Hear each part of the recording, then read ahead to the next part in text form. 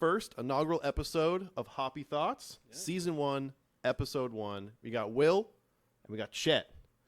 Yep. We've come a long way. I fucking bought microphones and shit for this. Hopefully everything sounds good. You just heard an intro from Chris Hall. We told him he's my stepdad. That's who he is? Yeah, pretty much. I mean, yeah, he's stepdad for sure. Essentially, I always get the your family shit stepdaddy, mixed up. but I haven't called him dad yet, really. Well, anyway, he put together that banger intro in like 20 minutes. Shelby, my wife, told him about it, and there he was making it. And 20 minutes later, we got that in the inbox. So, super pumped. and honestly, it was kind of incredible. Like, it wasn't even 20 minutes. I think we theorized for 20 minutes. Yeah, and then he put it together in 5. Yeah, like what do we even want? wasn't- And then there he goes. He spits one out. Yeah, Super it was easy. it was really, really fast. Well, we got a great show for you guys. We got a lot of different things to talk about today. Got some main topics, some fun punishments at the end. You'll see all of that. We will always start. I act as if we've done hundreds of these before, with a what the hell are we drinking?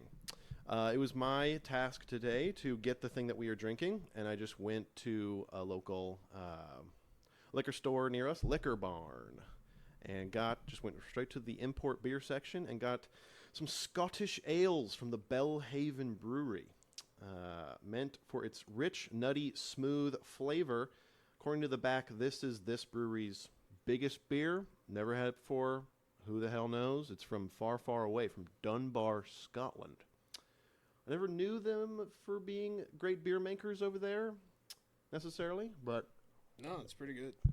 Not gonna lie, it's pretty decent. It reminds me actually it is nice. of a pecan beer from Mississippi. They just make beer out of everything down there. Yeah, that Pecan was beer? right next to my high school. Actually, that was what was it? It's Magnolia Brewery or something like that. But yeah, no, it has the rich, nutty, smooth descriptor right on the front of the bottle. It's very accurate. Definitely it's has it has like a berry flavor. Like they filtered it through like raspberries or something. That's what it is kind of nice. I don't know if you're getting the same thing. Well, what I would like to do is start us out with a segment I put together called CE-Ohs. CE-OH exclamation mark. I was thinking about this one, and the goal of this segment, and any future segment called CE-Ohs, is to put together some information of interesting CEOs that have gone through the ringer, had interesting pasts or journeys to being CEO. As I just personally find that very fascinating, honestly.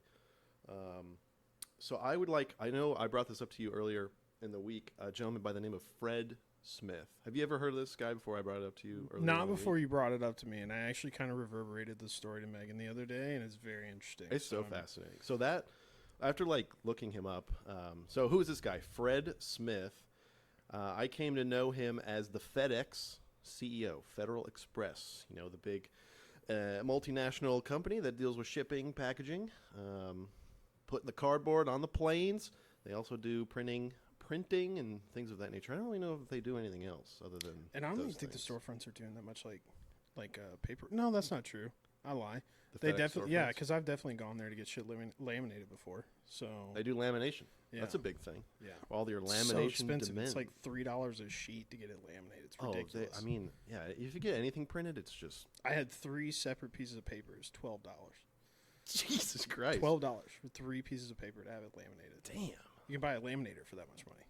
Jesus Christ! Well, actually, probably not. Fucking Fred Smith should go down in history for making money off of paper. This story is what set them up to be able to charge $3 for per sheet of paper. Well, I'd like to introduce everyone to the CEO of the week, Fred Smith. As we mentioned, the ex-CEO of FedEx. He's no longer with us. He passed away this year. That's why he managed to get on my news feed for whatever reason. He passed away in July 25th of this year. God rest his soul. It's funny, going through, a lot of this is just more or less copy and pasted from his Wikipedia page. This is like quintessential baby boomer stuff right here. Baby boomer stuff. I find it so interesting. The first interesting thing about Fred Smith is he was born in Marks, Mississippi. Do you know where that is? No. Marks? No, I've never even heard of that. Is that like Delta area? Where is that? I have no idea. Can you Google it really fast? Yeah, sure. I'm dying to know now. I figured it's a town of like 7 people, potentially. 1,200 people live there as of 2024. Okay. So big place. Yeah, happening. Let's see. Get down to the quick stop. There's a Dollar Tree, Uh-huh. Quick Stop. It's probably all that they got there. They might have a bar. It's in Quitman County. Quitman County. It's like in the very, very top left. It's probably literally a stone's throw. Oh, so shit. It's up there by Tunica then. Like Tunica, Mississippi, over there by like Memphis area. Yeah, it's like, yeah, exactly. Okay. Where Fred lived most of his life was in Memphis. He was probably 30 minutes away from Memphis. Well, the homie was born in Marks, Mississippi, 1944. So World War II was coming to its close. We were about to drop those big boys on our lovely Japanese friends over there. But they just didn't stop, really. I mean, they could have stopped, but they didn't. That's on them.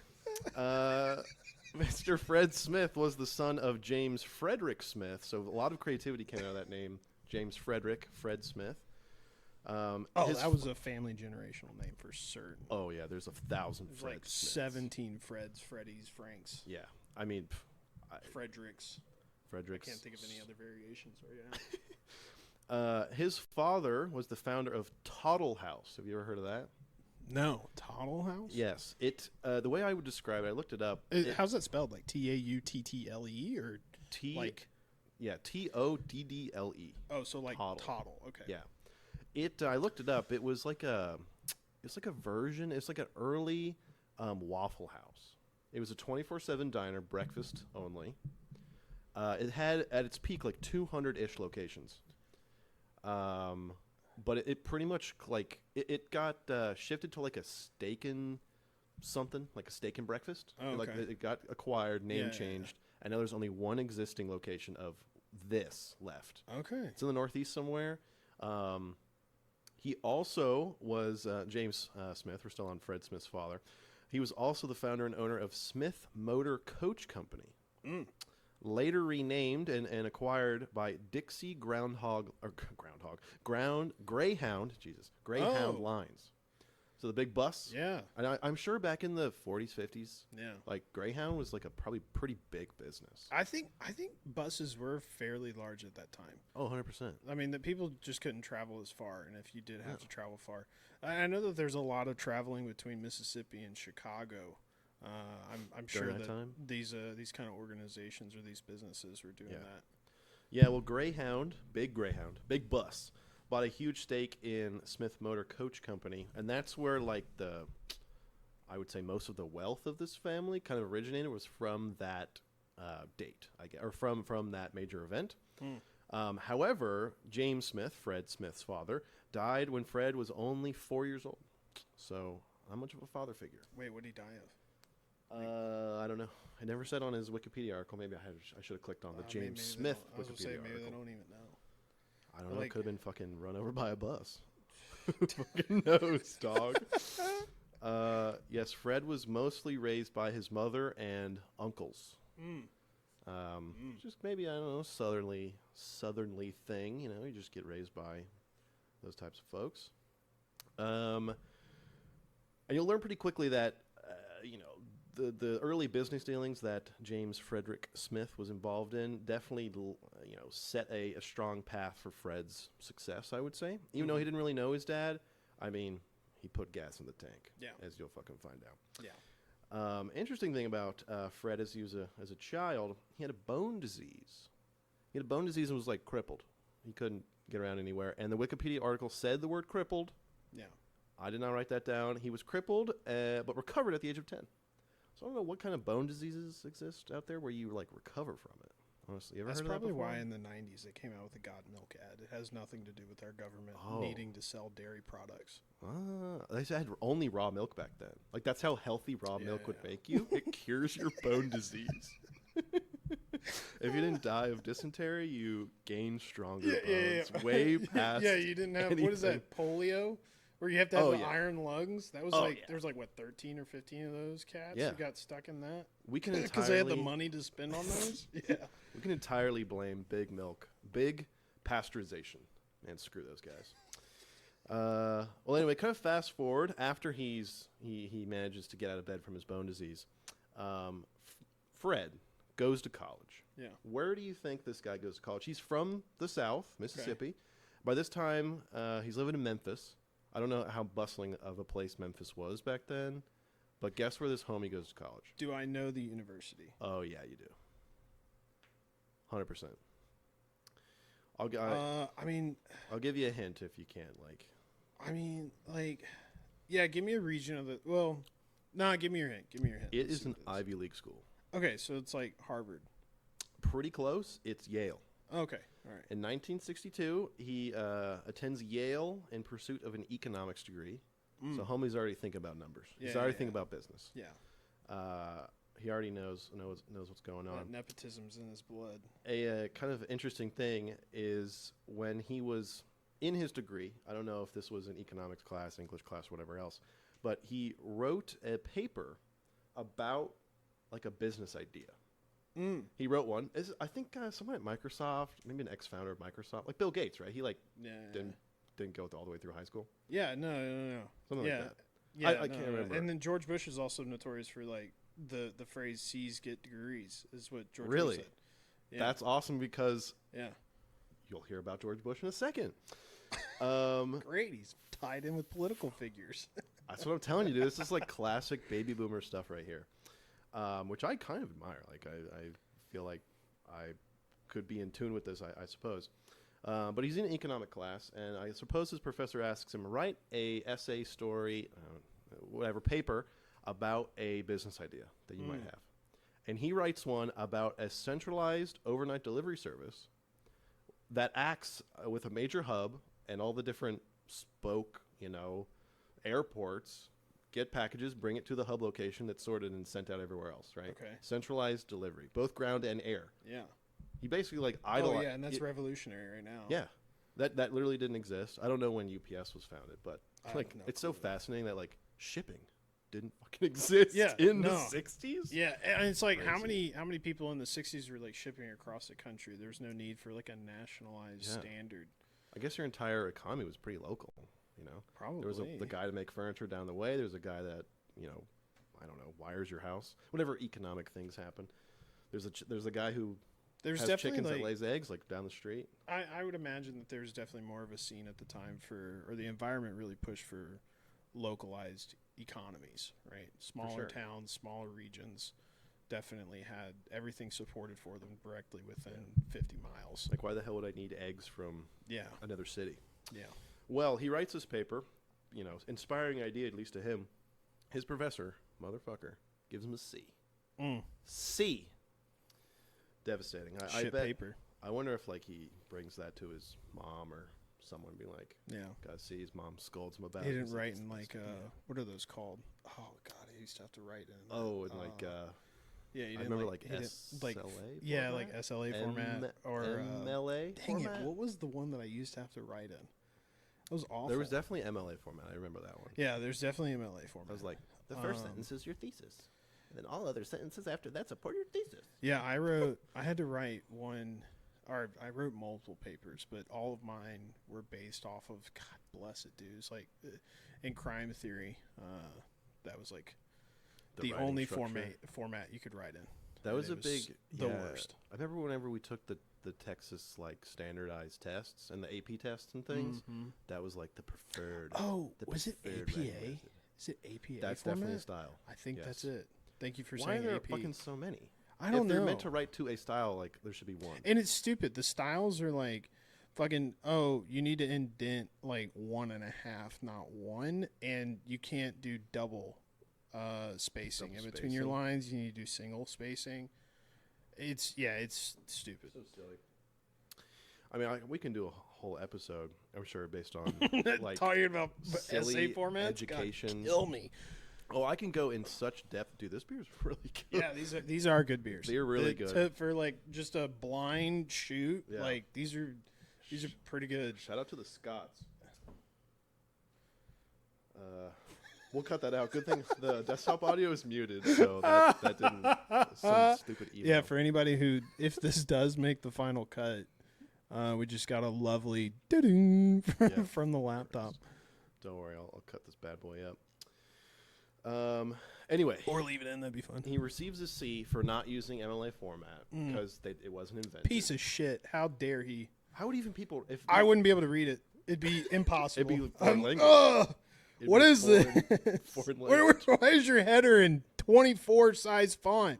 It needs to be in 18. It's like that SpongeBob Jerk. episode where SpongeBob's writing an essay for boating school, right? Yeah. And it's like he spends like all night, yeah, and it's just the big like fancy T. The fancy font T. Dude, that could have been Fred. That could have been Fred Smith getting through college. I mean, who knows? That was his paper. Because depending on the his foundation of FedEx right there. Mr. Fred Smith, not only was he attending and getting C's in economy, he was a member and eventually became the president of Delta Kappa Epsilon. Does that strike any chords? This is your time to shine, Mr. No, Fraternity. I don't remember a Delta Kappa Epsilon. It's probably only for rich people, rich schools. I mean, is there like a shortened phrase? I mean, maybe, but the Wikipedia article did not give a colloquial. Lame. Oh, that's DKE. I need the slang. geeky. Yeah, I don't know the. He also was a member of the Skull and Bones Secret Society. Now, that might strike a little chord. I looked up. I just clicked that one. Like on Wikipedia, you can go through so many rabbit holes. Yeah. Yale has 3 historic secret societies. There's Skull and Bones. There's like a Scroll and Key secret society. Oh, okay. Now, I didn't go into much detail about what they're doing. The Wikipedia article for Skull and Bones was like, no one knows what they did. It was like 4 lines. It was like, this was a secret society at Yale. People weren't in it. So I kind of think they were just sitting in towels, like. Oh yeah, it's just a sauna club. They're Probably. just like, we just want to smoke cigars. Well, actually, you probably shouldn't smoke a cigar and also be in the sauna, but yeah, they just want to hang out. Yeah, in the sauna room with a towel. If your fraternity or no towel, maybe that's what they're about. Never know. What's that? Like just be naked. Oh, they're just sitting naked in a room. That's what I think of as secret society. Yeah.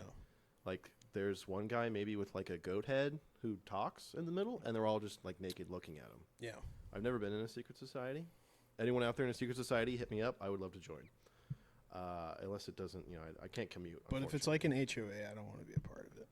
Yeah, I don't want to pay dues. Yeah. But I'll join the Zoom meetings like once a month and be a part of it. Like, don't yell at me for not cutting my grass. I'll join in my goat mask or whatever is needed. His fraternity, DKE, Delta Kappa Epsilon, Mr. George Bush, our future president, in the whatever year George Bush became president, 2000. Yeah, like 4 or 2000. No, well, he's president when the planes, remember? Yeah. Oh, yeah. Yeah, I think it was 2000. But he had 2 terms. He served 8 total, right? I think so. Yeah, so there's been 2000, 2004, 2004, 2008, because Obama came in at 2008. Yeah. Well, Mr. George W. Bush was one of his fraternity mates, and future U.S. Senator and Secretary of State John Kerry. That's crazy. Do you think they slapped the bag together? At the Franzia? Franzia box wine? In the sauna. Did they have... What kind of alcohol was really... It must have been only beer. I mean, I bet... They didn't have, like, vodka, really. What state is this? Where's Yale? Connecticut, I think. I bet you they got booze. There's some of those, like, booze, northeastern states, though, that have, like, weird alcohol laws where, like, your Michelob Ultra can only be 3.5%. But, yes, it's in Connecticut. Yeah, I mean, I figured it would just be nothing but beers. I know back then there was a relatively large craze for, like, make your own wine at home. You could get, like, big bricks of, like, compressed grape and, like, rehydrate it, put in some yeast that came with it, and make your own wine at home. So maybe they were doing that. I have Honestly, a great story of some people that we met who, if they ever hear this, I'd be insane. But they're wonderful people. Okay. Very Italian. Okay. And their parents, or the wife's parents, sells grapes and sells like at-home kits to make your own wine. Okay, yeah. Yeah. Sells grapes. I looked into, I somehow, like, I knew that these things existed. And back when I was brewing mead and beer and just doing that kind of stuff at home, I tried to look up, like, grape juice from Pinot Noir grapes, Pinot Grigios, those types of things. And literally the only searches that would ever come up was, you want 55 gallons of Pinot Grigio? Like the unfermented, like, grape juice? Like, oh, that's $400. The mash. Like, I guess what? I don't want that. Yeah. Or maybe it's not called mash for wine, but yeah, no, that'd be crazy to just get a 55-gallon drum. Yeah, I know. Like, who in God's earth would need that? And I don't know how I'm getting industrial recommendations. Yeah, and then, like, only one? Typically, if you're buying it, like, 55 gallons worth of material, you're probably buying several of those barrels. You'd hope. You'd think. I mean, I guess not. Google did not think so. Google thought I needed 55 You need 55 gallons. gallons. Could you, maybe slight 55 slide gallons, note. 55 ounces. 55 gallons, 55 wines, 55 Georgia Bushes. Do you think you could, like, keg a wine? Is that a thing that people could do? I mean, I don't think you could. Honestly, probably. Because, like, they're sparkling wines. You're not, like, you can definitely keg it and just put it in there. But, like, the idea of a keg is that you're introducing carbonation when it comes out as well. So you're going to have, at some point, CO2. But, like, theoretically, that's, like, poor man's champagne. Maybe. Like, champagne's meant to naturally form carbonation. Yeah. But have you looked in that process? It's like a 3-year thing. Oh, it's crazy. I have looked into it. It's crazy. You have to, like, you're supposed to, I should say. You're supposed to, like, make your wine chilled, and you have seasons with it, because if you just let it go, if you let it carbonate too long, the bottles just blow up. Yeah. So you have to have, like, colder months where it also is preserving. I don't know what the process is called. There's like at a champagnery. Yeah. There's like full-time positions, and you're like kind of the middle of the process to just like flip the bottles over. I think a lot of this happens in natural caves in Italy. I also don't know what I'm talking about. I think it's France, but yes. Oh, because they don't make it in Italy. I mean, I think that there are Italian wines, Italian champagnes, but champagne's originally from France. Gotcha. That's why you're around, Chet. You're France. I didn't know I had this in my head, but it's in my head. France is a country. They got caves there, and there's like a full-time job dedicated to like turning them. Paris. Sorry, you go don't ahead. like Paris. I don't like Paris. You don't like the Eiffel Tower. I mean, Paris is cool, but dude, the people are assholes. Probably because you just can't get away from it. They spend too much time in caves drinking. They should be more like the Italians. Yeah, no, they really should. Honestly, they really should. Have you spent much time in Italy? Have you been to Italy? I have not been to Italy personally. Dude, I would love. I want to go to Italy really bad. 100%.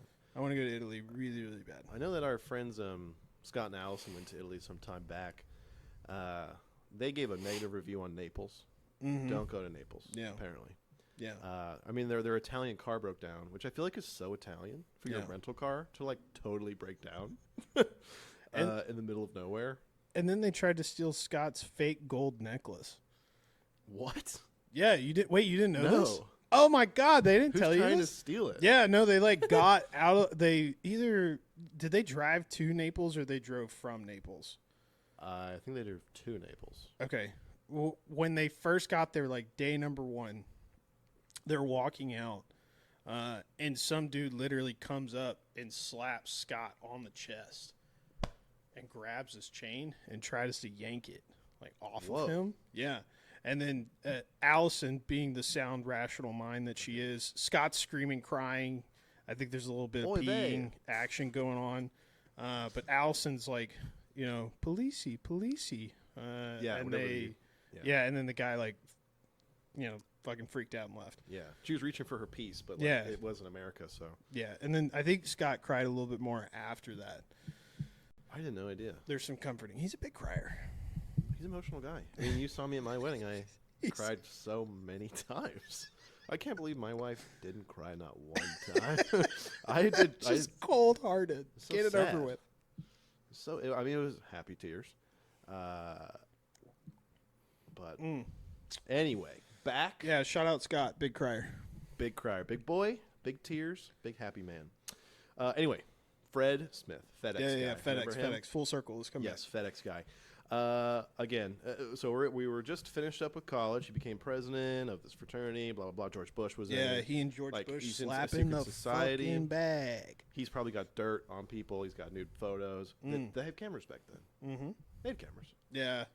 Yeah, I think they cameras. It was the 60s. Yeah, this is the 60s. Yeah, they definitely had cameras. Directly after receiving his bachelor's degree in economics, he went and just joined the Marine Corps on his own whim. He's like, let's do it. I bet you in that time where it's like right out of when did World War II end? 1945. Okay, 45, not 55. So it's like No. even yeah, no, that's not true. Yeah, definitely. When was JFK in office? I think the late 60s, early 70s. Pretty sure. Okay. Not entirely sure. So wait, so what year is it that he joined? 1965. Because it's like 1966. Got a 4-year degree. Went to the Marines.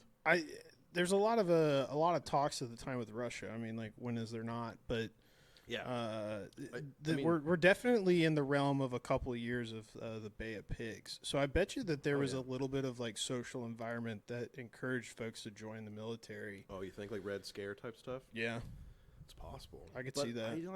You think that type of? I mean, clearly it worked. I mean, that propaganda worked on Yale graduates. Oh yeah, someone who'd like just graduated and was like, I'm going to join the military. Especially in the 60s where like a college education was not needed in any way. No. And then you go to an Ivy League school, you get an education, and then you join the Marines.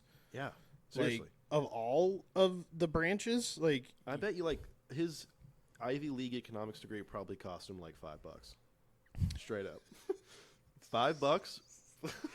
Dude, that is actually crazy to think about. Like, can you imagine putting it down to every day a class costs X amount of dollars and just comparing like what one day of class cost then versus now? It's like insanity. Dude. It's like $15-$20 probably per class, day of class. I'm kind of curious about what, like, I remember, okay, side tangent, but still kind of a baby boomer-esque story. My grandfather one time, still alive, Papa, shout out to Papa, if you're out there watching. He one time, as of like a Christmas funny haha, he pulls out his Letterman jacket from wherever he graduated. It was like class of 55, I think. Something like that. Yeah. Old, long time ago, right? And I remember like he was boasting like, yeah, I got all A's, whatever. You know, he was just being Papa. He's just like that kind of guy. I remember asking him like, what did they teach you? And he goes like, math. I'm like, what kind of math? Because when I graduated high school, we were getting taught calculus. Yeah. There were some kids walking out of there with like getting engineering degrees. Yeah, at least a few insane. credits in pocket. Yeah. Yeah. Like they discovered the double helix of DNA, right? The shape of DNA in the late 60s, early 70s. So before my papa graduated high school. And we learned about DNA, you know, in like middle school. Yeah. Like 8th, 9th grade. Yeah. So I'm really curious what the curriculum was like. Because really the advance, I would say, biggest score of our medical science advancements happened after the fucking 70s. I'm actually kind of annoyed by that. So, like, what was he in school for? Like, what did he learn? He was just learning trig. Yeah, looking at triangles. Oh, my God, dude. Draw the triangles, Fred. I passed trig on oxycodons after I broke my leg. Like, are you kidding me? Did you get C's, A's, B's? I got A's. Score, dude. The codeine is helping you out, dog. You can see the angles. Yeah. It was my leg. My leg was the angle after I broke it. Obtuse angle. It's like, oh, dude, I get it. Anyway, after this guy receives his bachelor's degree, joins the Marine Corps, and serves 2 tours in Vietnam.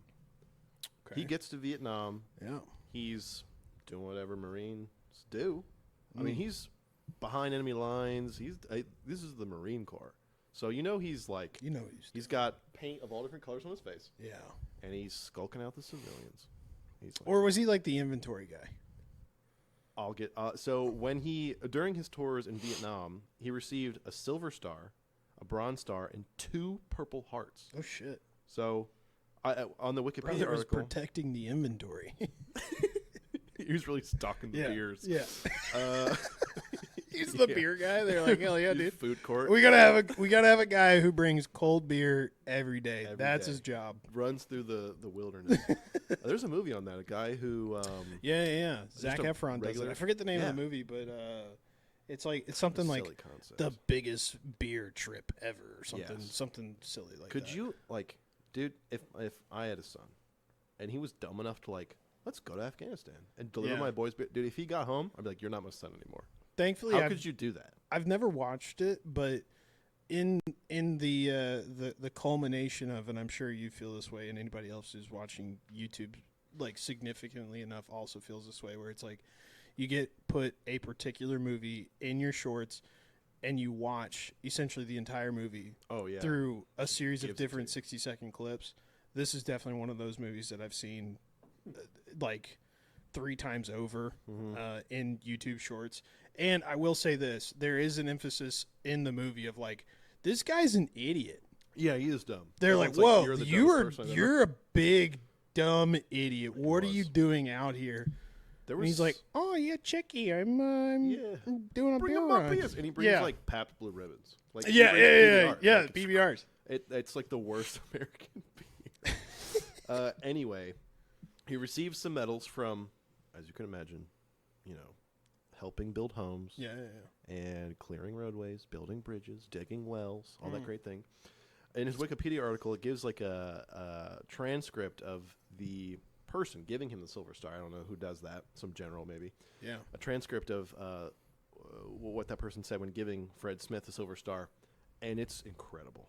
It's like he warned of an early attack. He was a scout against the enemy forces, and he came back, warned of the imminent ambush, I suppose, and he kills a bunch of people, drags his brothers back to safety. A whole big montage, a whole movie could probably be what his Silver Star was about. So, which was pretty impressive. I'm not here to dog on that. That is really impressive.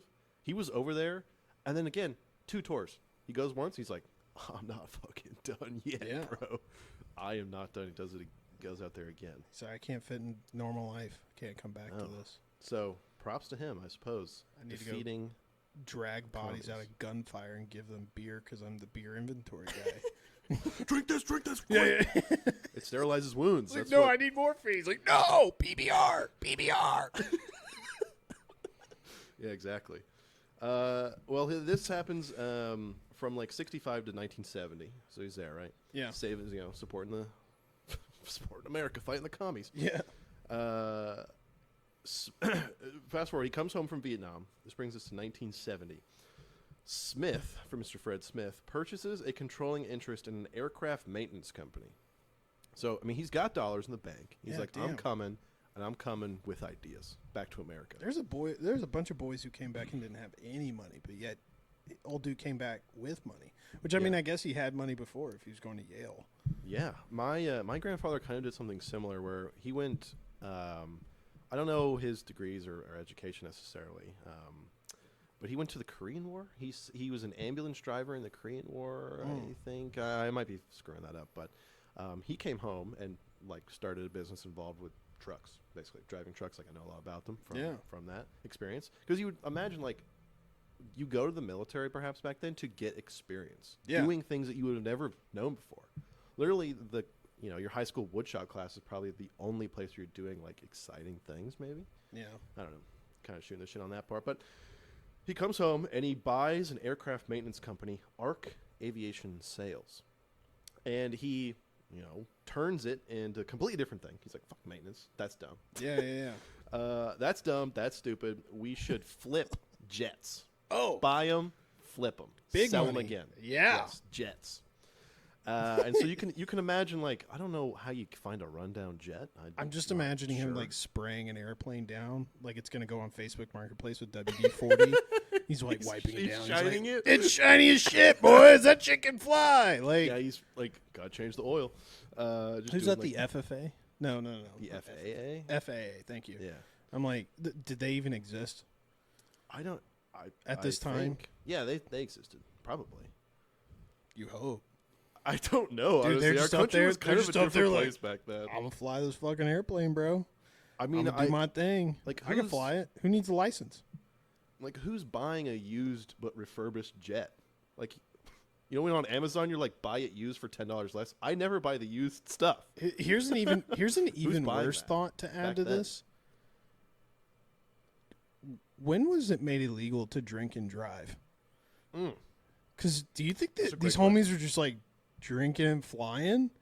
100%. I mean, like, airplane pilots definitely have that reputation. I think pilots then and pilots now take like amphetamines to keep them awake. That's crazy. They actually, that's kind of they require to be awake sometimes for like 40 hours. That's kind of cool. That's kind of cool. They're like, I know the Nazis took a lot of amphetamines. Oh, they discovered. Yeah, they believed in super soldiers. Yeah. The actual super soldiers. Yeah, seriously. What was that? Steroids and meth, baby. Exactly. Well, he dips his toe in the aviation business. Sorry. Oh, no worries. He dips his toe in the aviation business 1 year later. After he does all this, right? He's like, let's just buy and flip jets.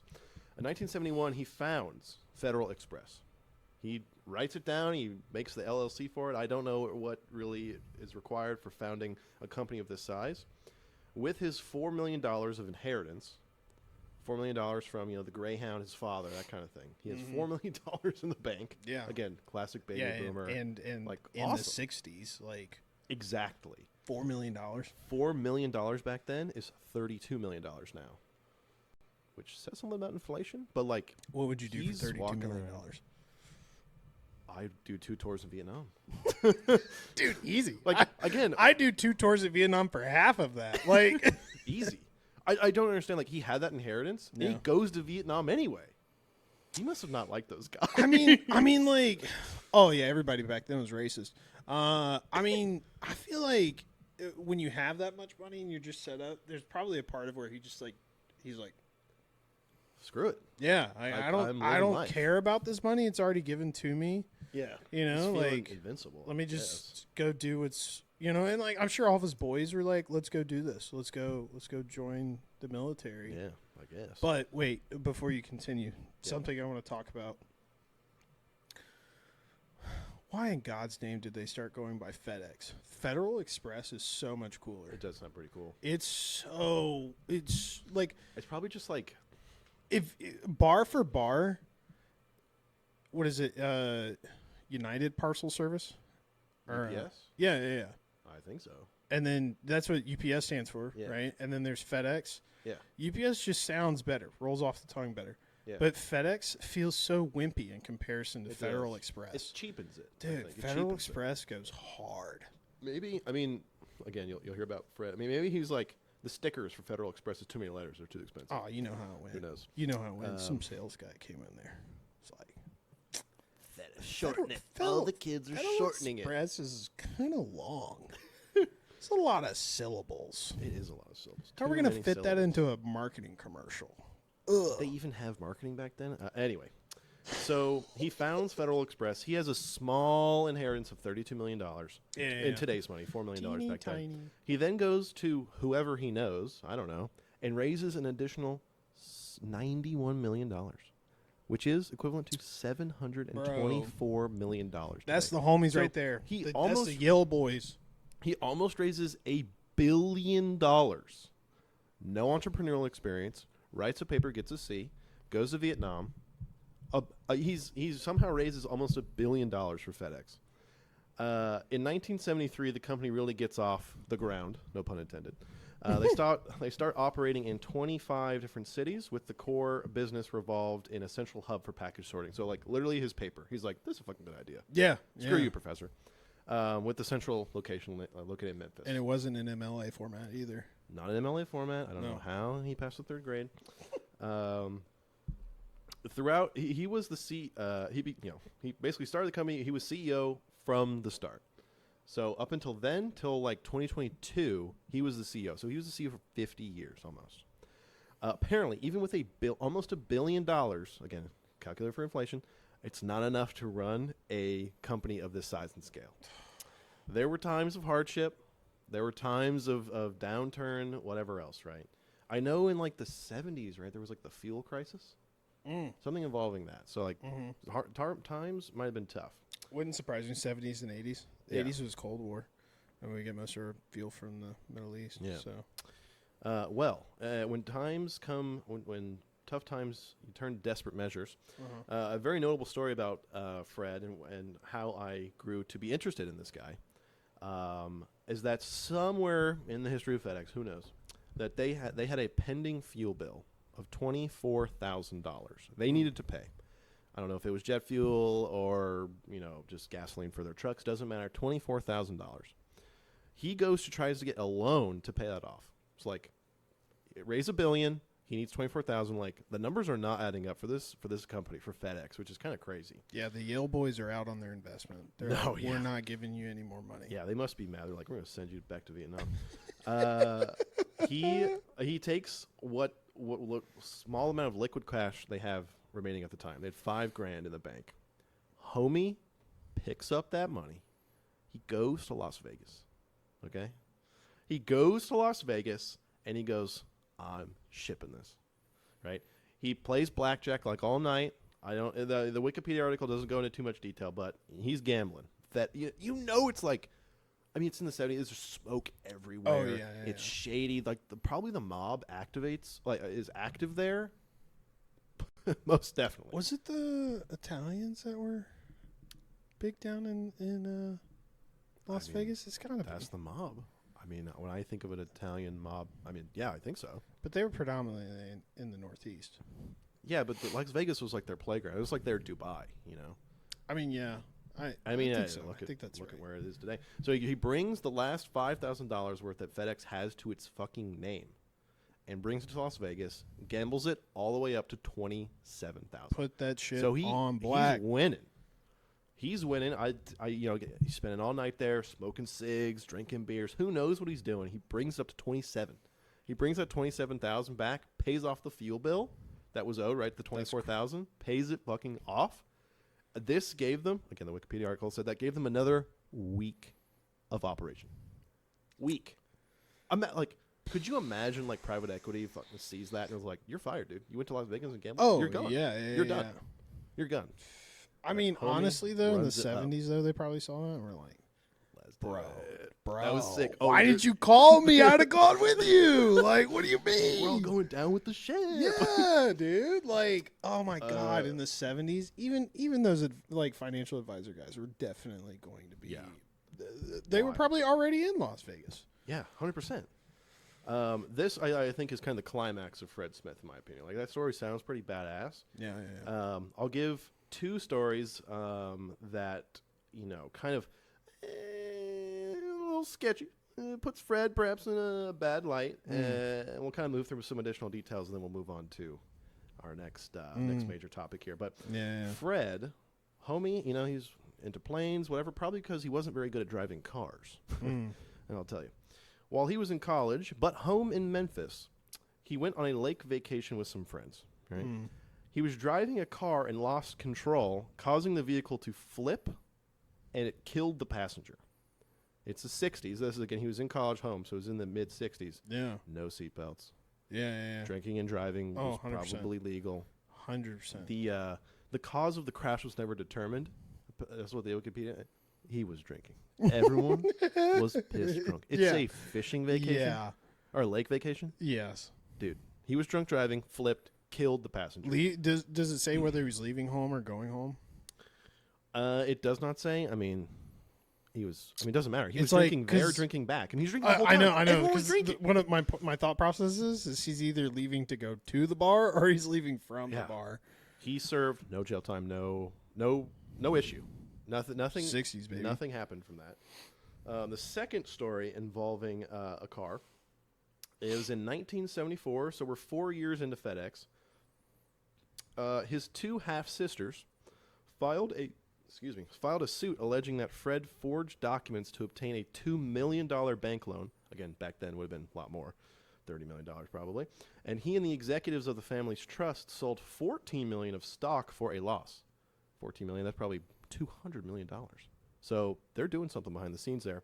A warrant for Fred's arrest was issued, Fred was arrested and posted bond with the federal authorities in Memphis. Fred was found not guilty and indicted on the main forgery charge. So again, he forged a check for $2 million to get a bank loan or something, right? He forged that document. Found not guilty. Great. So he really didn't. He didn't forge it. Apparently. Yeah. That's what the authorities say. Didn't forge it. They just accused him of it. Exactly. We can accuse each other. Somebody else. Yeah. Nowadays, $2 million. Yeah. Who knows? Whoopsie. I mean, if homie's walking around with that money, I mean, he's greasing some palms. Oh yeah, for sure. Brother's in touch. The whole town's got grease palms. For yeah. Sure. On the same night of his forgery indictment, he was involved in a fatal hit and run in which he killed a 54-year-old man, George C. Sturchill. George was on his way out. 54 is late age back then? Honestly, think about it. To get FedEx to where it's at, think about how many packages you've gotten from FedEx. Think about how many conveniences FedEx has brought you. Okay. And 2 people died. 2 people died. That's the cost for that. That's the cost. I mean, we're not even really counting the Vietnam War. Yeah, well, I mean, to him, those weren't really people. Yeah, like how did he kill? We don't know. Yeah, he did. Not a true number for that, but like the fatalities that we can add up. Exactly. Now we got FedEx. That's true. It's just the cost of big business. Well, he kills George C. Sturchill, and he was arrested. Fred was arrested and charged with leaving the scene of the crash and driving with an expired license. Dude, brother, the dude just a multi-millionaire has an expired license. Like, get bad driver. That's what I'm saying. He's just a bad driver. He really is a bad driver. Or he was drunk. Who knows? He was released on a $250 bond. $250 bond. Oh, sorry, Fred. Sorry for inconveniencing you. We'll clean up George here. And the police department's like, dude, $250, dude. We could get new cars. We could get new cars. We could get new office chairs. Yeah. All charges were later dismissed. So he killed a guy. Got away with murder. No questions asked, more or less. Honestly, they saw the future of FedEx. Yeah, they did.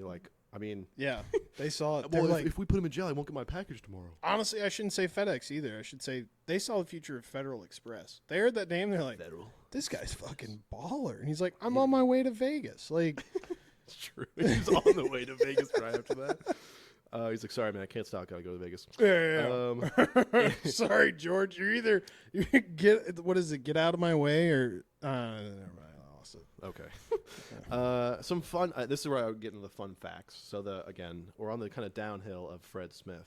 Yeah. Very interesting. Again, I think quintessential baby boomer stuff right here. Yeah. Can get away with literal murder. Manslaughter at most. Goes to Vietnam's got a lot of money, doing a lot of stuff. Some fun facts. He and a couple of folks buy a 40% share of the Washington Redskins, now called the Washington Commanders. Commanders. They sold later to Dan Schneider in 2021, so they had a stake for a little while, in 2003 to 2021. Guys, that Dan Schneider's got a reputation too, by the way. If you ever get bored about Googling some people, Google Dan Schneider. He does not. Brother has not a great dude. In 2000, he appeared in the movie Castaway, starring Tom Hanks. I forgot. Remember, about that. He was on the FedEx plane that crashed. That's Isn't right. that funny? It fits Tom in Hanks. the chips. I mean, I guess that makes I don't know why he was on why Tom Hanks' character was. I mean, they probably just wanted the branding, right? Oh, 100%. Like any good news is bad news. I mean, he's already crashing cars. He's crashing planes. I gotta divert some of this attention. Fred Smith was in the movie when Tom Hanks gets back to the States. And he's like, so glad to be back. Fred shakes his hand. He's only on screen for 2 seconds. Yeah. But the CEO of FedEx is like, so glad he got back okay. As if he cares. He rehearsed that line. Yeah. That was his he was ranked 26th by some magazine. Ranked 26th of the world's top 50th leaders ever. All leaders. What does that mean? Political, whatever. He's ranked 26th. How do you determine a good... I mean, we all have different leaders in our mind. This is kind of a serious question.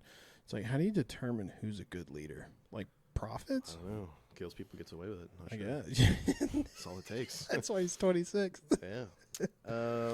Last thing is his children. He has 10 children. The most important ones I would say. I'm sorry, I just glazed over that. He's got 10 kids. Yeah, 10 kids. For same woman? I have no idea. Oh, Maybe. my God. Can possible. you imagine? 10 of them. I mean, brother was flying everywhere and driving, apparently. Not very well, but. I would say the most notable ones are the current Atlanta Falcons head coach is one of his sons. What? And Pittsburgh Steelers offensive coordinator Arthur Smith. Why are they all football people? Like what? I don't know. He stepped down as FedEx CEO in 2022 and passed away again on July 25th, 2025. So God bless. Hey, cheers to Fred Smith. Yeah, cheers to Fred Smith. Smith. Thank you for allowing us to talk about Saving you. us from the... Yeah, we gotta refill, by the way. Yeah, let's do it. That brings us to the end of Fred Smith. God bless him. The Pacer test. The Pacer test. Yes. I feel like the Pacer test kind of was bullshit. Oh, I mean, it was silly. I mean, I'm surprised you did the Pacer test. I thought it was only a Texas thing. No, I'm pretty sure everyone did it. I mean, oh my God, that same like, boop. Yeah, boop, and it just got faster and faster. The little elevator music. Yes, little elevator music. Yeah. I mean, when I was in band, they had us do the Pacer test, right? Because we had to prove to the state that we were fit. Yeah. I guess. And it was it was self-report. It was self-report. You can say like I did 100 push-ups. I remember. Do you remember like seniors? What? It was self-report. It was self-report. Bro, we had a little, I don't know, piece of paper. I don't know if she's still alive. God, I hope she is. Miss Jean. Should I say name? Go for it, bro. Yeah, fucking name dropper. Miss Jean Simmons. No, it's not Jean. Miss Jean Simmons? It was Miss Jean. Okay. I want to say no. Gene Simmons is the rock star. It's not Simmons, dude. I'm just making shit up. It's Gene something. But anyhow, small town, Mississippi, Kill, Mississippi, elementary school. She was the same gym teacher that my mom had. She's experienced in the world of gym, bro. That's Does she teach, like all ages at once. And she was like the perfect example of like a gym teacher, tucked in polo, whistle hanging from her neck. Not like, I wouldn't even really say overweight, but a little pudgy. Okay. You know, she had her belt was like literally up to the bottom of her boobs, and like. Yes, there's a pouch here, and then her legs. You know, and by pouch, it's literally just her stomach. Yeah. And I had a fuller gym teacher as well, Coach Tucker. Yeah, but she was great. I mean, didn't do much gymming herself, but God bless. God bless. I mean, Miss Jean was like on it. Gymming right now. And then she had an assistant, Miss Michelle. It's crazy that I actually remember their names when I can't remember half the people I work with. But no, they were like real deal. It's just what I imagine to be like. When everyone talks about gym, I go, no, my gym was like what you see in like a 50s, 60s propaganda reel. Yeah. You know, they're like, this is the American dream right here. Look at these young children growing up, you know, and they'll leave here and go learn literature. You know, like that was our gym in Mississippi through and through. Is the same gym that my mom when she went to school. It was the same exact basketball gym that we all went in, bro. And she was intense, so intense. Really? Miss Jean, relentless, she was making you run, dude. Yeah, she was real. That physical fitness was important, and she'd yell, dude. She's terrifying, but yeah, scare you. Oh, dude. Did you ever have? We'll talk through this and we'll end with our final maybe 15 or so minutes here. Did you ever have like a cardio, like a heart day? It was like a circulatory system day in gym. It was definitely some state sponsor like idea. It was like we would have stations around our gym where it was like jump ropes were for your lungs, and then you'd go around to like something else that was like your arms, but it was like circulatory system. It's really hard to describe. In the middle of the gym was pads and things folded up to make what they said was a heart. There's like the aorta and the left ventricle or something. I don't know. What? It's this whole big day. And they would do it every year for every grade up until 6th grade, right? We did not have this. We had like normal children. We had the ball parachute. Oh, best day, dude. Parachute day? Dude, just sling that joker to the Best roof. That's day always the best day when they ever. break that out. Yes, best day ever. For this heart thing, because I was going to mention Coach Tucker, God bless. This is my only memory of Coach Tucker. There's like a heart in the middle of this gym where you just meant to crawl through it. Whoop-de-doo. You're a kid, you're crawling through it to get to the next station. Yeah. She would use her own body, her own flesh and blood, to demonstrate plaque. She would crawl into this heart foam tunnel thing, right, that kids are crawling through. She would crawl through and make it more difficult to get through it. So us as dirty gym kids, if we're in third grade, we're sucking on glue, who knows what we're doing. She would get in it and like, okay, you got to crawl over me. And dude, kids were like plowing their knees into her stomach, trying to get through it. And she was like, she was demonstrating the plaque that could build up in your poor little kid heart from eating too many chicken nuggets. Why not like, hey, we're going to put and some she loved it. I remember she did it all the time. Dodgeballs in there. We're going to put dodgeballs in here. Oh, bro. We got to get the dodgeballs out. I have to go. I have to walk over there and get them out of the closet. I can just be the dodgeball. That's crazy. I can be the plaque. I can be the When I grow up, I want to be the plaque. I wonder how that, like, I don't even want to call that curriculum. I mean, maybe it is curriculum if you're in gym and the state is saying, hey, you have to teach kids about, like, the heart. Yeah, like anatomy. And instead of like being in a classroom setting and putting it on a whiteboard, it's like, let's make him climb through that tube and I'm going to be in it, like, and the principal's like, sure. I mean, I guess it makes sense to me. Like, again, it's so funny how some childhood memories are like weird repressed dreams. I remember like even if you'd like crawl past her or whatever, she'd sometimes like grab your foot and pull you back. Dude, that's actually wild. So I got you. How is that even allowed? She was really nice. I remember a lot of not dodgeball, kickball too. I love the kickball season that we'd have during gym. Dude, the fat kid hated that day. Kickball? No, the heart. I'm still stuck on the plaque thing. Yes. Dude, the fat kid, he hated that fucking day. Oh, great that you brought that up. I have very fuzzy memories of larger kids. We all knew who they were. Every grade larger kids trying to sneak back Tucker, past the Tucker plaque. And I remember, maybe I have a fuzzy memory of someone pushing that kid from behind. Get through the plaque. I don't. It's wild. Will, did you push a fat kid onto Coach Tucker? No, I just took pictures. It's so funny how many things. Okay, maybe one last thing. Did you ever have? You had like a DARE program. I have something that I want to bring up as well. Okay, but go for it. I do want to talk about the DARE program.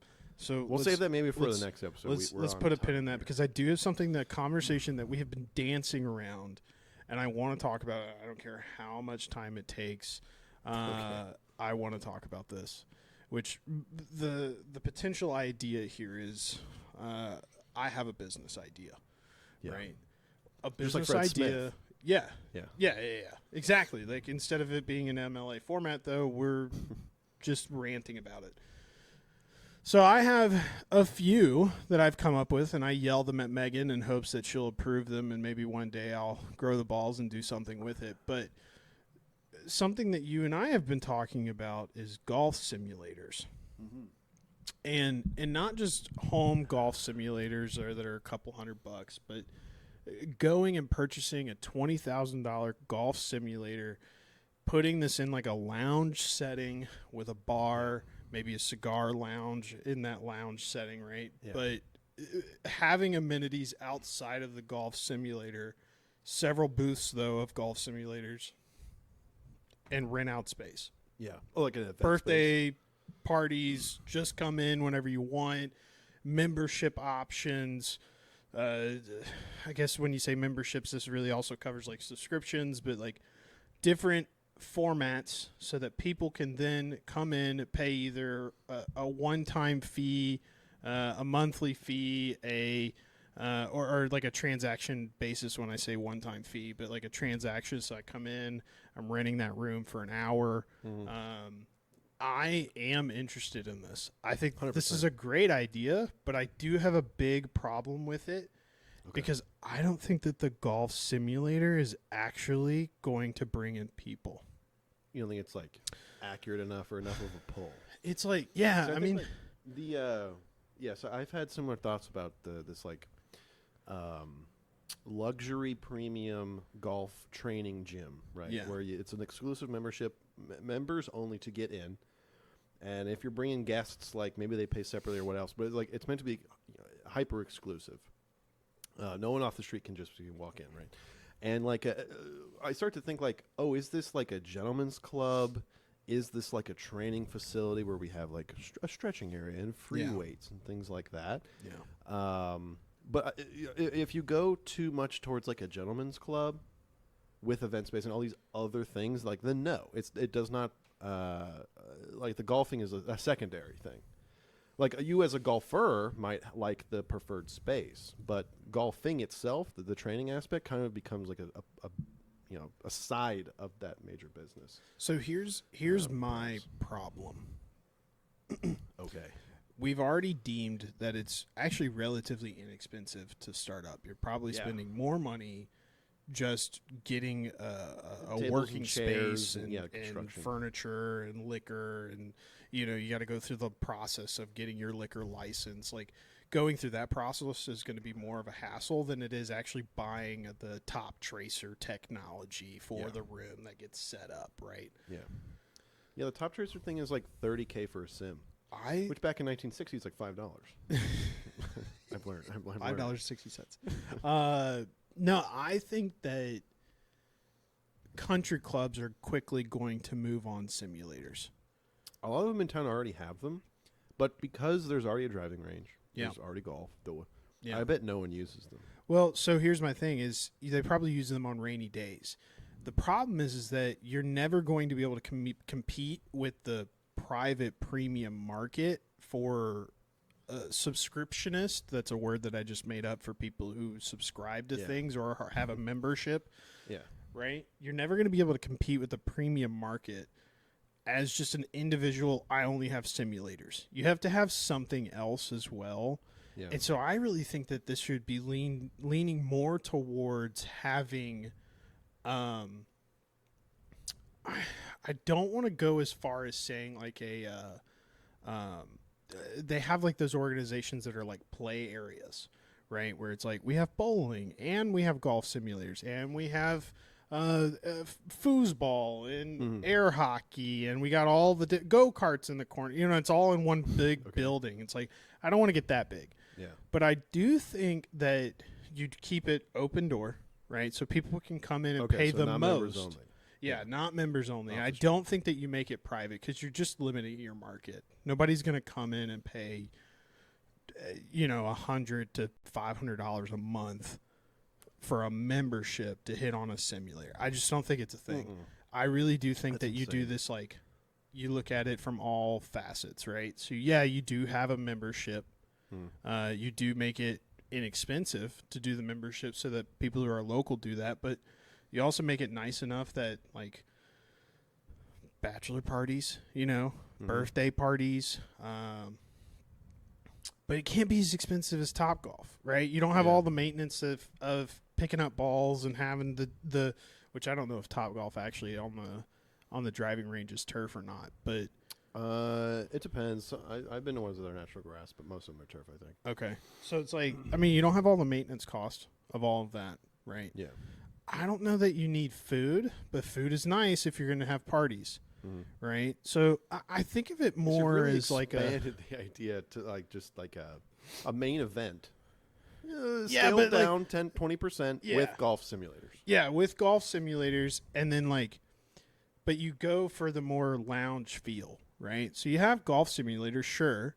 Yeah. You have pool tables, and you don't have shitty dive bar pool tables. You have nice pool tables that people are able to play with, and you charge to get in the door. You don't charge per game on the table.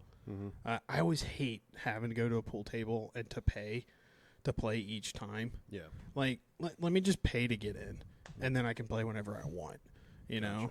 And then there's that feels more premium without the premium dollar. How many people do you think would work here, on shift? The shift is 8 to 8, 3 to 4, 3 to 4 people. Yeah, 3 and or they'd 4. have to be there all day. Like more 2 or less. opening. Okay.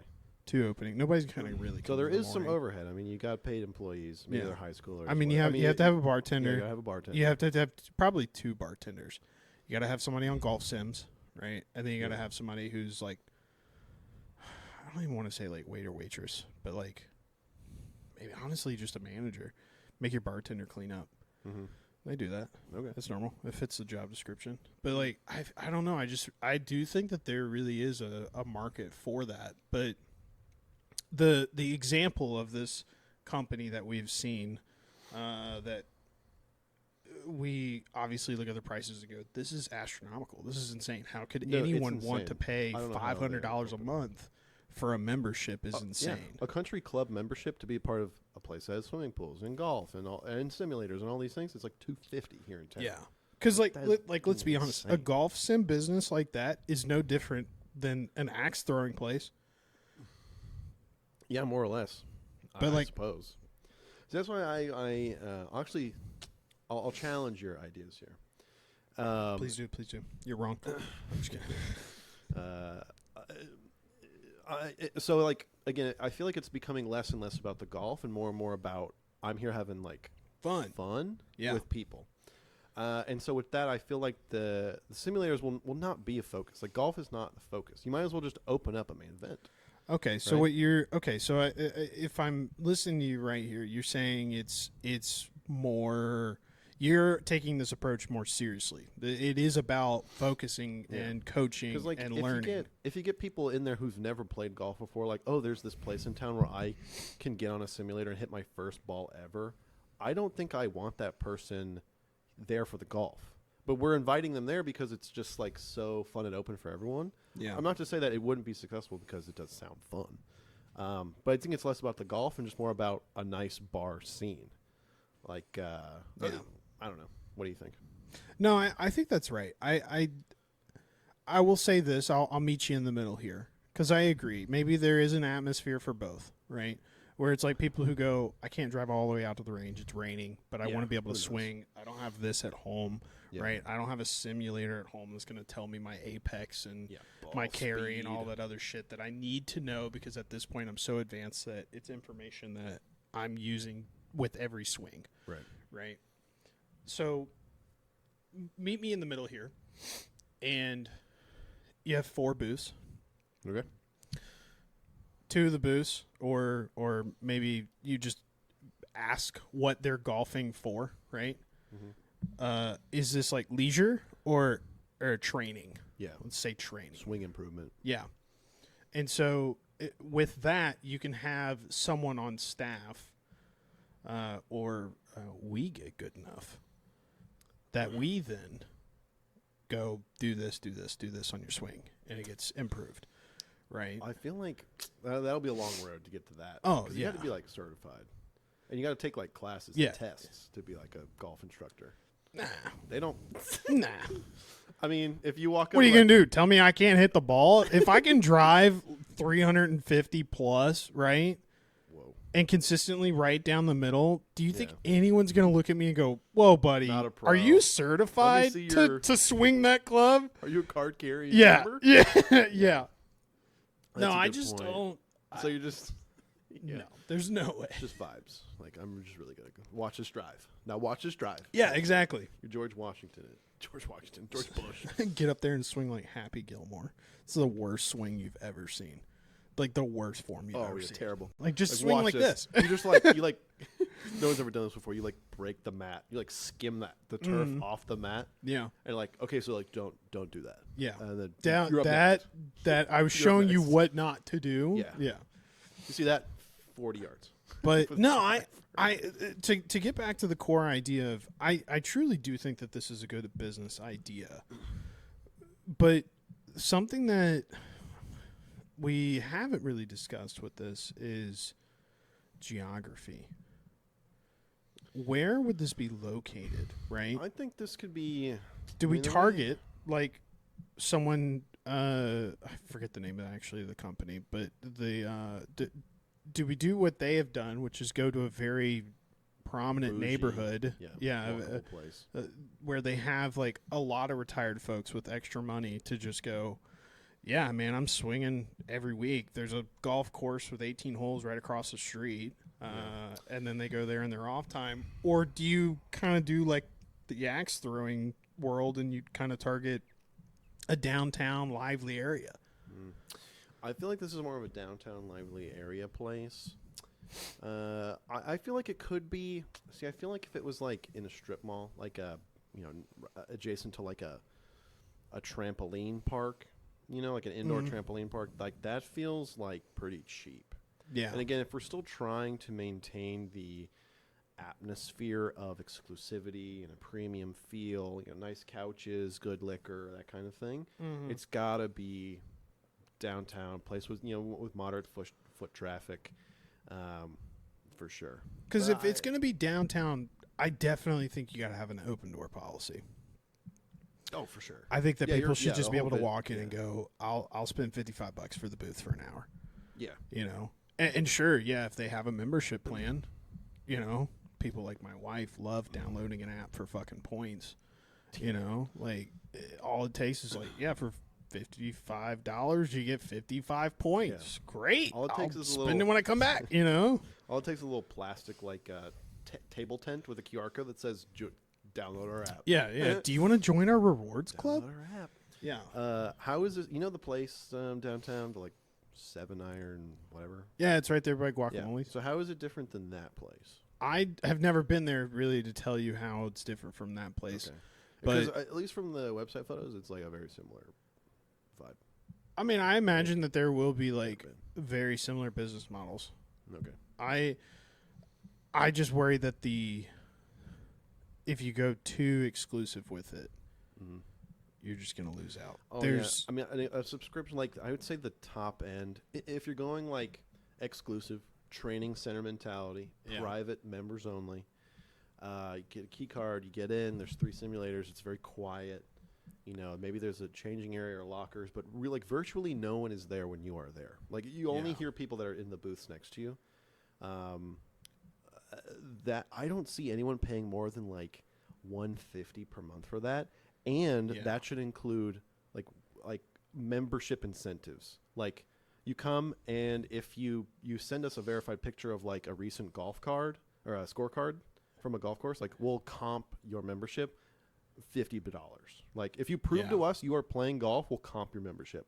Or hey, we've partnered with this physical therapist, and you get 1 sports massage a month. That's the monthly. Yeah, deal I could see free coaching. The platinum, or free coaching. That's the platinum $150 a month membership. But the Joe Schmo out there who it is raining, they don't want to be outside. They want to be on a nice turf mat. They want to see the numbers, right? Yeah. That guy is maybe willing to pay $80 a month. And that's for 10 hours of sim time. I mean, that's less than a bucket of balls at your range. If you're paying for the big bucket, that's $15. Yeah, because it's be less than that. You could go to, is it Different Strokes? Is that what it's called? Yeah. You can go to Different Strokes, pay $16 for an hour. Yes, it's $16 for 30 minutes. 30 minutes. Yeah. So, $32 for an hour? Yeah. You get unlimited balls, and you get great. all of that information. And it's how many times you're going to do that? 4 times a month. Let's say you do it once every weekend, which that's who someone who cares about golf's doing that. They're probably doing that. I doubt they're going every single day, but that's $120 a month. Yeah. Yeah. So I feel again, and it's got to be a discount from that. So it's that $80 to $100 range is probably about right membership wise. Yeah. And then on top of it, you have to definitely include something that makes it an incentive. Unlimited, booth entries or reservations, right? Yeah. Or, hey, you get instead of 4, right? Your pricing model is set for $100 a month, right? Your membership, and you get 4 visits a month. Well, at this tier, you actually get a 1 free one, so you get actually 5. Sure. But if you pay for $150, you get 9 instead of 8, something like that. And then you can even do partnerships with country clubs to get their amenities as well. You pay for the premium $150 a month. Let's say you get access to this country club's pool for the summer months. I wonder how much country clubs are open to being in partnerships. I don't think I've ever been to a country club that they're like, oh, yeah, we had so-and-so come in and they're hosting an event here. Like, even like a food truck or something like that, you know? I get the exclusivity of country clubs. I mean, I'm sure they're out there, but I don't know of a country club that has like a member limit. Like, oh, we only accept 1,000 members. Once you're 1,000, like no more members. Yeah. In my opinion, if you're, as the simulator company, right, training company, if you're incentivizing golf, get out there to real courses and play golf. Yeah. They would love it. Because you can golf on a country club course for more money than the member. Yeah. Right? Like if you're incentivizing golf, the golf just does better, right? That's my thought. I mean, everyone's doing it. I saw this interesting statistic that prior to COVID 2019, till now, golf has experienced like a roughly 30 to 40% increase in people who are playing it. Honestly, it's like a huge. You know what's really increase. funny? And maybe this is like murder rates go up during the summer because ice cream sales are going up. Kind of analogy. That's okay. You've never heard that? No. There's a big correlation does not equal causation. Yeah. So during the summertime, ice cream sales go up, right? But murder rate also goes up during the summertime, and it's just due to people being out more. Yeah. But obviously, ice cream sales have nothing to do with murder. Unless they did. Oh, shit. But I wonder, or I theorize. This is my causation. My causation doesn't equal correlation, but maybe in this instance that it does. I wonder if we are seeing more people after COVID who have had kids during COVID come out of COVID and actually get into golf. And where does that like parallel happen? I'm just noticing that between the social media outlets, and maybe this is just because Megan and I just had a kid, I am being like force-fed golf. Even before I started playing more. Media? Really big. I mean, part of it's what got me into golf, like right after COVID started. That's when I bought my clubs. It was right after COVID, and I do wonder if there's like a lot of people just got into golf maybe because they were wanting to get out, or they had kids and they wanted to go do something. And it is a good sport where, at least mentally, where I think of it as is, it's something that I can do in the future with my son.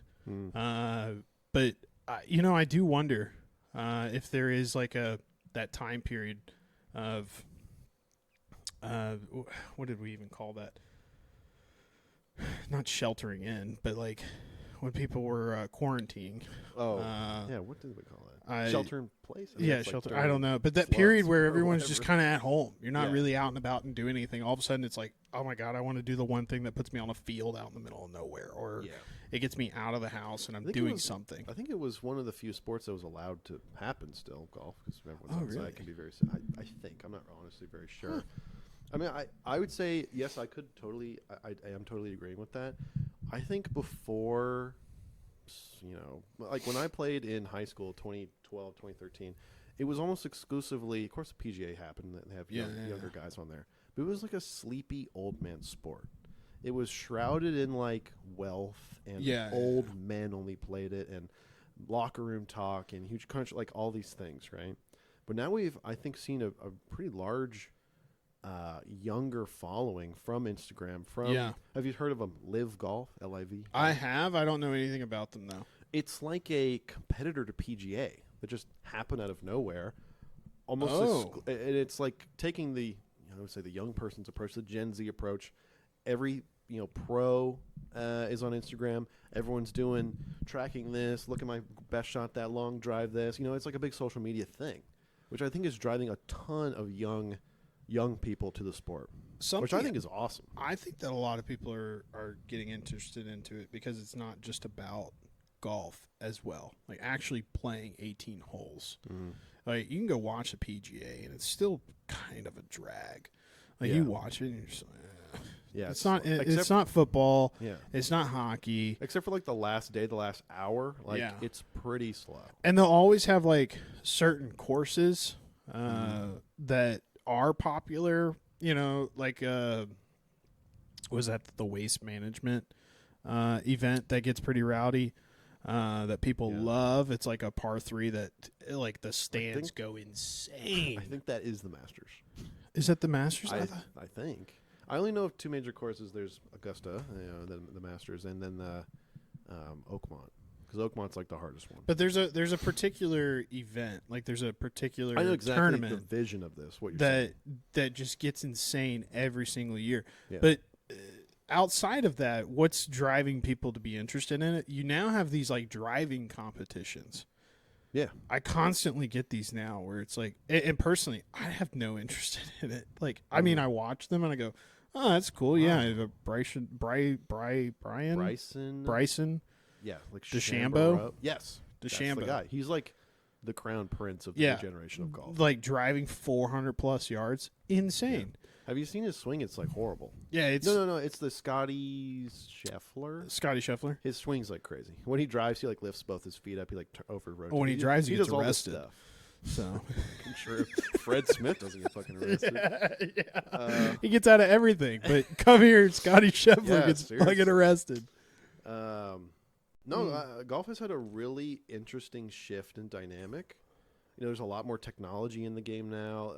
When we go to the range, I would say most of the people there are below the age of 35. Oh, definitely. Like when I was going to the range in 2012, it was 45 and up. Yeah, to see an old cat at the driving range, you're like, well, this is kind of bro, you got out of the house. Good for you. Yeah. Like, off the oxygen tank too, bro. Nice. No, it's great. You know, it's sorry to cut you off, but to kind of look at the reverse of this, right? Where we're seeing golf, just a sport in general, kind of grow up, or maybe not grow up. It's kind of having this revitalization. You know, it's a brand that I keep hearing about right now that is dying. Just in general, it's not doing well. They're releasing. Well, I won't hold punches here. Harley Davidson's having a really hard time getting people our age into riding motorcycles. Oh, I'm sure, because it's a sleepy old man kind of brand still. Same exact concept where it's like, it's just a bunch of old dudes who are like, oh, I want my 50-year-old bike, blah, blah, blah. Yeah. Right? Now, I will say this, actually. Buying a new bike is a fucking scam. This is part of the reason why nobody can get into riding motorcycles is because of the fact that they're so expensive coming from the dealerships. And so then they're buying a piece of shits like this and doing what they can to fix them and bring them back. But so many people don't fix their own stuff. So it's like, great. Now I just can't get into riding a motorcycle because it's either I pay $3,000 to $5,000 for a piece of shit bike, or I go to a dealership and sign my life away for a fucking loan that I ride on the weekends. Like, it's an environment that a lot of people are having a hard time really getting into. I didn't realize that was the case.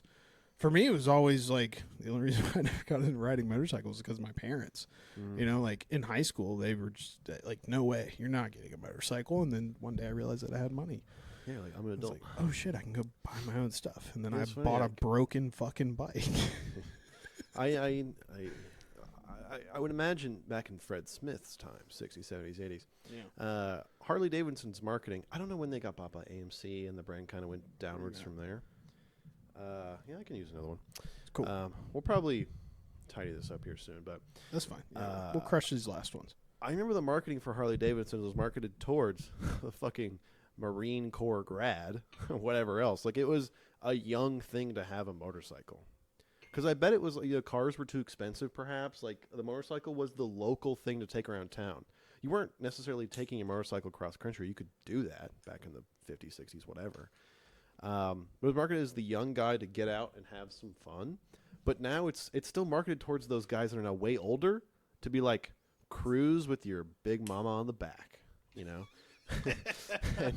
we have all these things. It's way over, like, how much is like a new Sportster? Like, no, and there's a lot of truth to that. And yeah, they're like $15,000 to $20,000. You can go walk in and buy a 23, 24, which are sick bikes. I mean, they're like doing 120 horsepower at the shaft, which is insane. But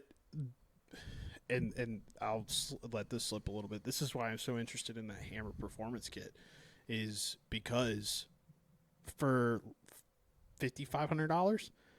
I get the same power out of that engine that a brand new bike also gets. Sure, it's a performance kit and I have to do a bunch of work for it. But like, yeah, these new bikes are doing a lot. Yeah, insane power. They have, but they're expensive. They're so expensive. These dealerships are just getting a lot. There's a dealership that I see a lot on YouTube who, I mean, like any dealership, they got to make money, but they make themselves personable. They kind of have this, this front guy, which I don't even want to say front guy. Like, he doesn't know what he's talking about. The guy's very knowledgeable on bikes. Yeah. But it's the first time since being interested into motorcycles that I have actually seen someone be a little bit more brazen than the typical old guy. Yeah, I got to have a road glide or a street glide, and it's got to be this fucking massive bike with the whole queen seat in the back, and we got 17 speakers, navigation, and like you have the fish sonar. Yeah, no, seriously, you got the GPS. It's a fucking Honda Civic dash, like on the front. It's insane.